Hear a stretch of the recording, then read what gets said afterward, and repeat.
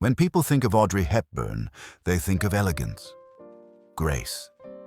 A smile soft enough to calm a storm and eyes gentle enough to make the world feel quiet for a moment, but long before she became a symbol of Hollywood charm and timeless beauty. Audrey was a young woman carrying a weight she rarely showed, the weight of her past.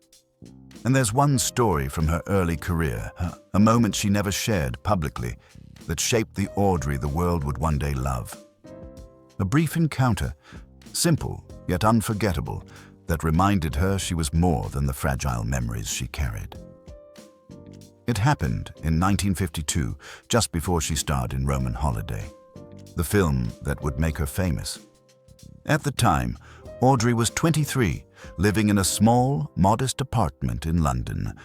Her days were filled with acting lessons, auditions, and long hours spent convincing herself she belonged in the world she was trying to enter. But every night, when she finally sat down alone, the memories of her childhood in wartime Europe crept back in. The fear, the hunger, the feeling of being small and powerless in a world too loud for her gentle heart. Sometimes she hid her sadness behind her smile. Sometimes she hid it so well that even she forgot it was there.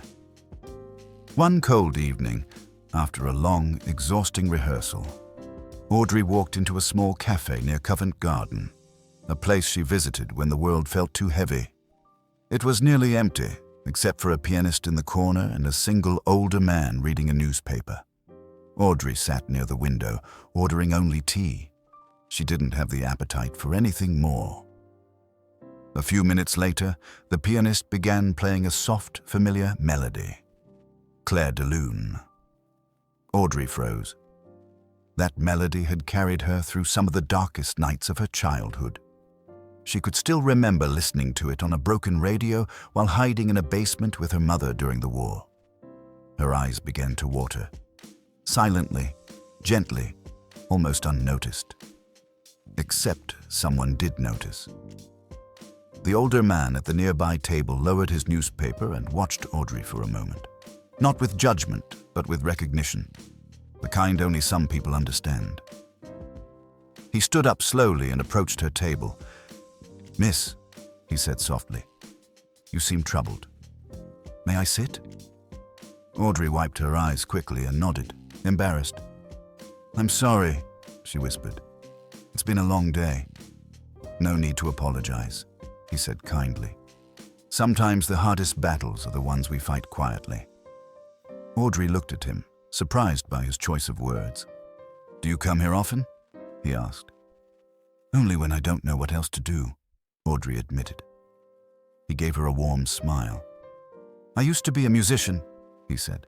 "Played piano in places like this before the war took most of the music away." Audrey nodded. She understood more than he knew. "You remind me of someone," he continued. "Someone who survived something difficult, but still found a way to walk with grace." Audrey lowered her eyes. "I don't always feel graceful," she said quietly. "That's exactly why you are," he replied. The pianist continued playing softly in the background. "You know," the old man said, leaning forward, "people think strength is loud. They think it's about shouting, fighting, pushing back. But real strength," he paused, choosing his words carefully. "Real strength is the gentleness you keep even after the world hasn't been gentle with you." Audrey felt something inside her loosen, a knot she had carried for years. She whispered, "I don't know how people see me. I don't know if I can be everything they expect." The man nodded slowly. "Let me tell you something important," he said. "The world doesn't need you to be perfect. It just needs you to keep your heart." Audrey looked at him, really looked. And for the first time that day, she felt understood. She took a deep breath. "Thank you," she said softly. The man stood, putting on his worn coat. "One more thing," he said before leaving. "There are people who shine bright because they want attention. And then there are people who shine without trying, because it's simply who they are." He smiled. "You are the second kind." Audrey watched him walk out into the cold London night. She never saw him again, but that evening stayed with her forever. And just a few months later, when Hollywood came calling, when she stood on the set of Roman Holiday unsure of herself, she remembered the stranger's words. And she smiled, not the smile she used to hide behind, but the smile that came from believing, even for a moment, that she was enough.